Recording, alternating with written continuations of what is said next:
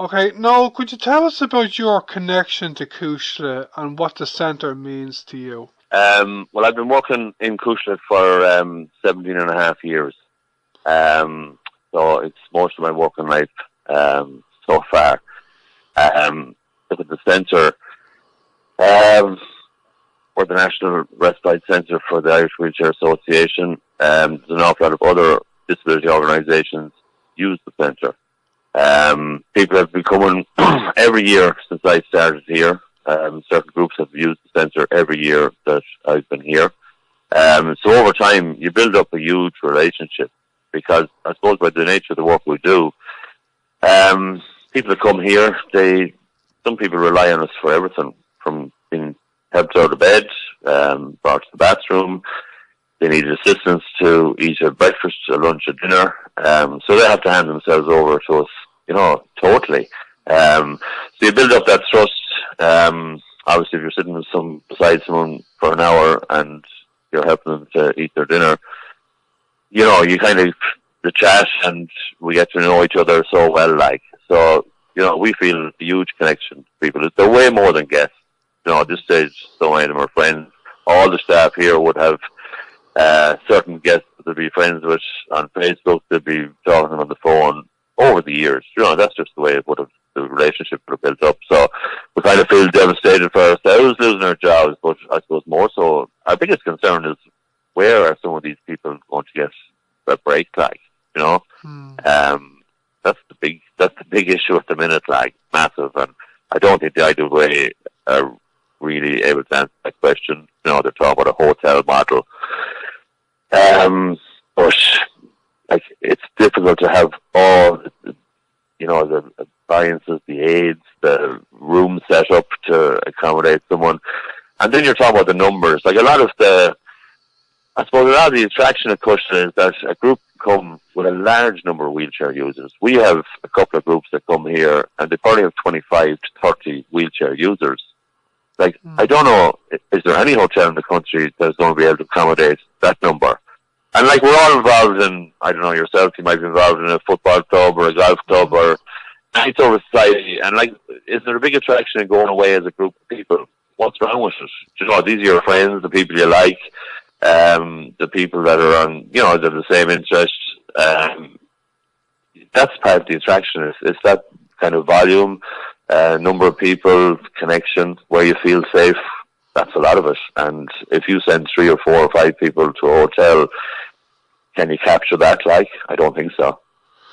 Yeah, and the news about the centre closing is a huge blow to everyone who has a connection to Cuisle, including the people of Roscommon in general, isn't it? Oh, absolutely. Absolutely. The community is outraged. I knew it meant a lot to them. I suppose I'm here 17 years, 15 years ago, I would have said, why aren't we doing some catering, outside functions, bring in some money, bring in the local people into the area, integration, because it was kind of disability focused when I started first.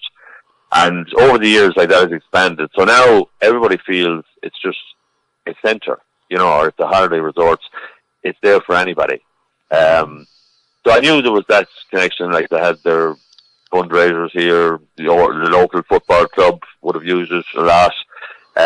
Kids just playing football outside, all that sort of thing. But they are absolutely, oh my God, I can't believe the response, they are furious. It was a huge pride actually, and I suppose that was one of the things we kind of hadn't maybe picked up on. They were so proud to have this facility in their area. They really were. We're fundraising for years as a staff, just to add on things to the place. We had a 10th anniversary ball 11, 12 years ago, and we raised 80,000. And that was, kind of within a 15, 20 mile radius of the centre. That's a considerable amount of money. If somebody doesn't really believe in a thing, they're kind of going to say, yeah, but no thanks. Thrilled with it over the years. They love the development of it. As one mother says, it was great for my kids to grow up around Cuisle.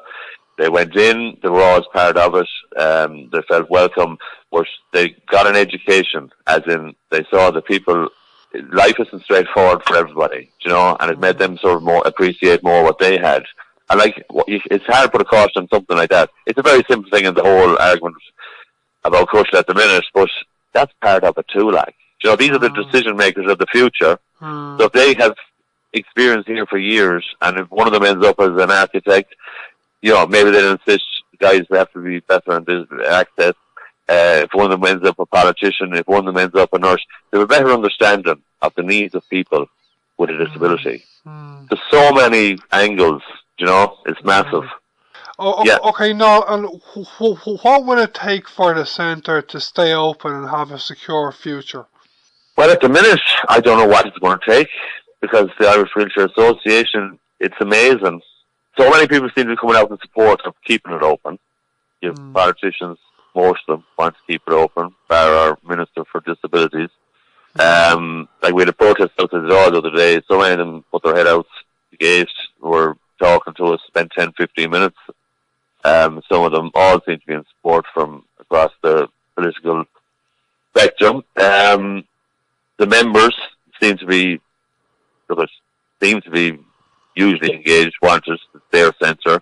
The local community, they're talking what he needs, can we fundraise this and another. So everybody seems to want to keep it open that either way.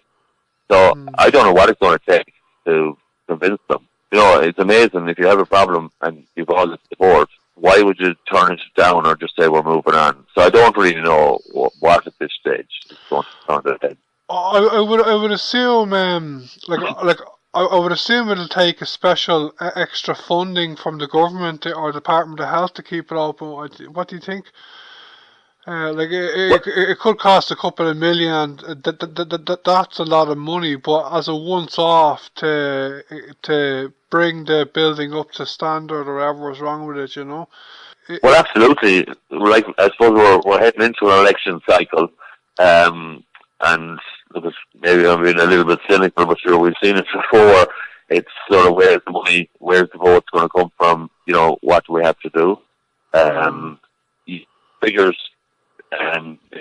about all sorts of different things, and like 2 million is a figure that all of a sudden it's gone to 2 million, and that's from the IWA.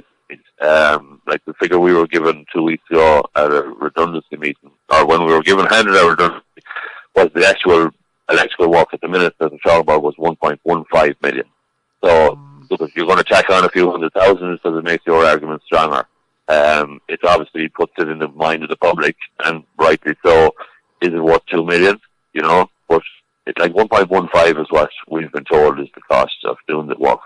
Like the redundancy, a lot of us are here a lot of years. That's going to be considerable. You know, it's definitely over 500,000. So all of a sudden, if you've got that money, well, the Department of Health, if they had another 600 or 700 to it, job done. You know, it just depends. Do they want to do it? Do they want? What is the reason? Just like that will come out as a question. Or they just say it's not fit for purpose. The building isn't fit for purpose. We're moving to hotel model, and that's all we want to do. That's it. You know, our CEO hasn't engaged with anybody. So Well, whether it costs 1 or 2 million, I think it's definitely worth it. And as you said, there's an election coming up over the next few months, so we'll see. Do any of the party leaders make commitments? You know. Well, that's it. Yeah. Like they're saying, that most of the members want to move to the hotel model. That's fine, but like show us the evidence. Where have you collected that data? You know, I know in Cuisle here, there's common cards. You know, people are asked to say what do you like, what do you not like, and not everybody likes it. Some people come once and they don't come back. You know, that's like any hotel. So, like, we'd be honest about, you know, that we're not saying everybody wants to push that. Not every member wants it. We're not being sort of disingenuous on that. Everybody that is offered a respite place is offered a respite place. They're not told this is your only option. You know, they're given an essential letter. You are invited to come to Cuisle. It'll be, you make a contribution. The rest of it will be funded through respite funds that the IWA receive. And you make up your mind. Yes, no. All I know is there's a lot of people that are coming here every year that I've been here. And the last 2 weeks, the people that have been in the building, are devastated. There's been tears. It's been very hard to walk through because it's just awful to see someone in front of you crying and where am I going to go? What am I going to do? Are they going to bring me to a hotel? And they have doubts in their minds. They haven't been reassured, really. And that is extremely distressing for us as a staff. Like, these are, as I said earlier on, these are people we've known a long, long time. You know, we feel a huge duty of care to them. I met two mothers outside Dáil Éireann the other day. Their two daughters are coming to Cuisle for maybe 10, 12 years. This is all, we've heard your names, but we never had to feel we've had to meet you or anything because we just trusted our daughters came home happy. They enjoyed it. They wanted to go back. They were looking forward to going back. And that's where it's at. It's huge. It's a trust issue as much as anything. For a parent, we're all the same. You know, who do you want absolutely minded the most? Who do you want to be safe? Your own children, like. So if they're sending them down to Roscommon, a lot of them from Dublin, and, you know, that's the feedback I got the other day. You know, I've heard your name for 10 or 12 years. I'm nice to meet you, but we just knew we trusted you. You know, a person you've never met. You know, it's a huge issue, like. Okay, Patricia, as this is my first interview with your organisation, can you start off by telling me a bit about Huntington's and the work of your organisation in general? Yes, indeed. Well, Huntington's disease is a particularly challenging neurodegenerative condition. It involves physical, cognitive and sometimes emotional symptoms. And I suppose one of the most difficult things about it is that it's also genetic. So for every person that has the condition, there's a 50% chance of passing it on to one's children. And this causes a lot of psychological problems for people and families affected by Huntington's disease. It's relatively rare. There's about 750 people in Ireland with the condition, and there would be up to 3,000 people at risk. Okay, and we're doing this interview today to talk primarily about Koosh because Koosh is the latest news is planned to close. What does Koosh mean to your members since it opened? Yes, well, we've had our annual conference and respite weekend there for the last 20 years. It's one of the highlights on, the calendar for people with Huntington's. Some people have been going back there for 10 or 15 years. Huntington's is a condition that symptoms start off maybe mildly, and as the condition progresses, the symptoms become increasingly difficult. So people might have speech impairment, and then involuntary movements and balance problems. And that continues to get worse over time, and eventually I suppose people will need help with every aspect really of their lives.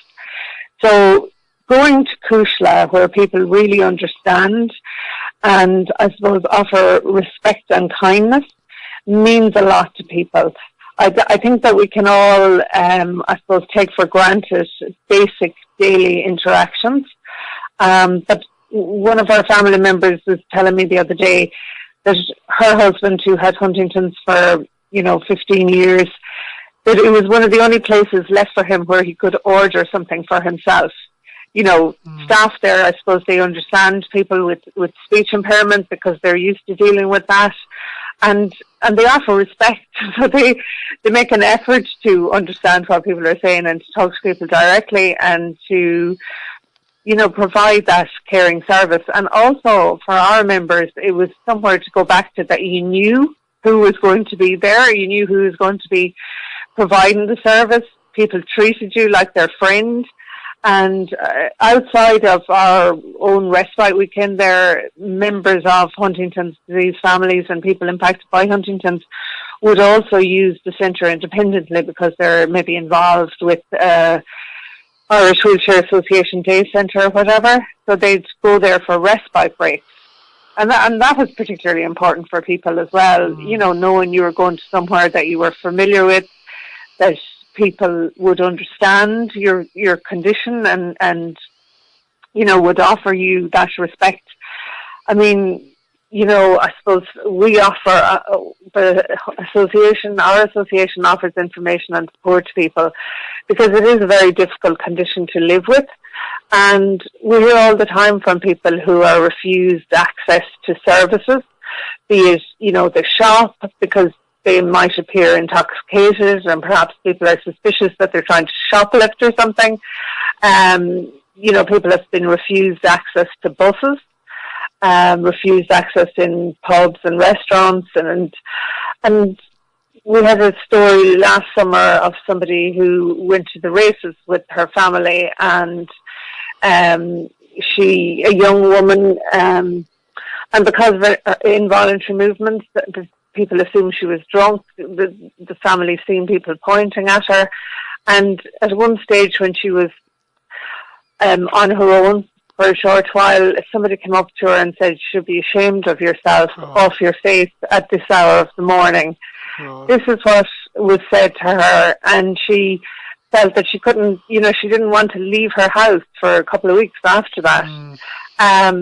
But she and many more people like her love going to Cuisle because they love the respect and the caring environment there, and the ability to have some fun without being judged, just to have some fun and interaction and have a dance. I mean, when we're down there in Cuisle, there's maybe 3 or 4 people with wheelchairs on the dance floor, and there's people with movement problems as well, but everybody is there to help and to understand. So there's a lot of fun down there, and to call it a congregated setting is, it's offensive, I think. Okay. I was talking to Noel Brennan from the Save Koosh campaign a few minutes ago on radio. I think the word he was saying is, and I just want to know if you agree with it, the word is devastating. Would you use that word to describe this news to your members? Absolutely. It is devastating. I mean, people are totally shocked. It's just another undermining of services, and so many families are, need respite breaks, and then it's not available. I mean, I've been talking to people who work in the IWA day service, and they're shocked by this as well. And a couple of people I've spoken to said that they cannot understand the decision, and that they know, that it's going to be very difficult for certain people to use mainstream facilities. And it's not just about, accessibility. It's not just about that. It's about understanding and respect, and, for people to feel comfortable. I mean, I don't see how people can truly feel very comfortable in it, if they're going to be having sort of a break in a crowded hotel lobby. If that they're not surrounded by people who they can have a bit of fun with and a bit of interaction with. It was devastating.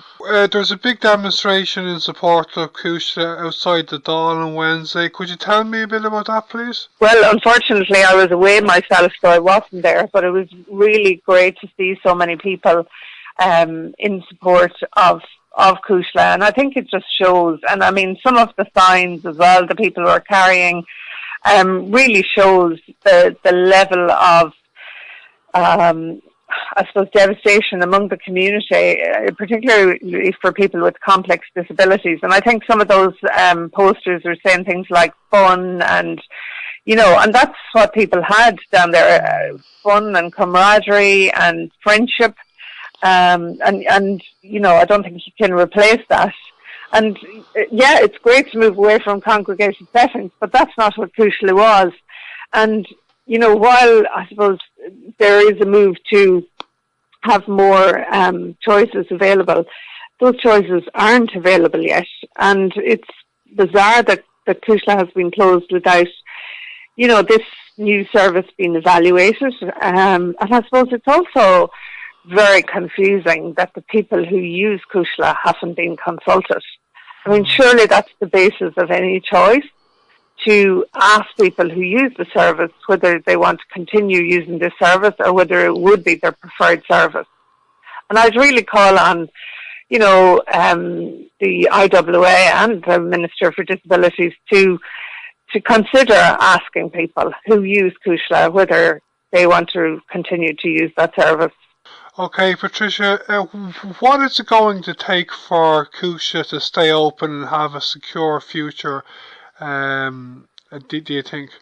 Well, it's difficult to know, really. I mean, we've heard that the need to invest more money in the facility, and I don't think, it does sound like a lot of money, but relatively speaking, I suppose, I think it would be money well spent, and I think, there is a potential, I suppose, for a lot of community support as well, to keep the service open. I think that it's absolutely crucial to listen to the people who use the service and to value their opinion. I was talking to Noel a few minutes ago. He said if it's going to stay open, it'll probably cost between €1 and €2 million. That isn't like an enormous amount of money, I think, and it's definitely money well spent, So hopefully Minister Finlay McGrath will change his mind, Yes, I mean, I suppose there hasn't been an awful lot of information, and as you know yourself, the decision was communicated out of the blue to the service there in Cuisle. So I don't know if there's any comparisons been done as to, the new costs for having respite breaks in hotels or whatever. What's the cost there? Is there any comparison? And can that be factored into the decision to fund the repairs that are needed at Cuisle? It's such a wonderful place. It's in a fabulous location. I mean, I think part of the argument is that people want to be near facilities, but there's a lot to be said for relaxing in a green space where you've got lovely walks and it's surrounded by trees. It's a beautiful place. People have accessible angling, and there's a lot to do. People, that's a break a lot of people choose to have, getting back to nature, and it is, therapeutic, I think, being in green spaces. I saw a news report on RT the other day, and a show at the centre, and it's a beautiful centre. Like it looks like a relatively kind of old kind of building, is it? It is, yes. But I mean, there's been a lot. It's on the grounds of an old castle, and it looks a lot nicer from the inside, I suppose, than it looks from the outside. And there's been a lot of refurbishment work over the years. The bedrooms are, en suite. They've done a lot of work to refurbish them, and there's a really nice lounge, bar, cafe area. Then there's a very nice accessible dining area. I suppose the team down there go out of their way to make sure that people have choices with food and everything else. And it's a really, really good service. And from the Huntington's point of view, I suppose we've had international speakers come over to speak at our conferences, and they have been so impressed by the service at Cuisle. Some people have said, I've never seen this before, the way that, people seem so comfortable and relaxed, and there's such a good atmosphere, and there's such a good interaction from the staff and the team at Cuisle. We've had loads of compliments from international speakers, so I'd really call on the IWA and Minister McGrath not to try and fix something that's not broken and that's irreplaceable.